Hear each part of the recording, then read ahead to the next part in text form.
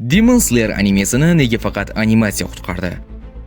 Demon Slayer yoki iblislar qotili so'nggi yillardagi eng muvaffaqiyatli anime loyihalaridan biri hisoblanadi. Uni ajoyib vizual tarkibi uchun maqtashadi. Lekin animatsiya olib tashlansa, haqiqatan ham boshqa asarlardan ajralib turadigan anime bo'la oladimi? Hikoya an'anaviy shablon asosida qurilgan. Qahramon oilasini yo'qotadi, kuch-qudratga erishadi va dushmanlarni yakson qilishga kirishadi. Bunday yondashuv aslida yomon emas, ammo Demon Slayer hech qanday yangilik taklif etmadi. Syujet juda oddiy, burilishlar oldindan ma'lum. Dramatik lahzalar esa ko'pincha sun'iy cho'zilgandek tuyuladi. Tanjiro ichki ziddiyatlarsiz mukammal mehribon qahramondir. Zenitsu va Inosuke oddiy, hazil-mutoyiba va epik sahnalar uchun yaratilgan. Nezuko esa bosh qahramon motivatsiyasini eslatib turuvchi rolni o'ynaydi. Hatto ba'zi antagonistlar fojiaviligini ko'rsatishsa ham, qolganlari qolip doirasidan chiqmaydi.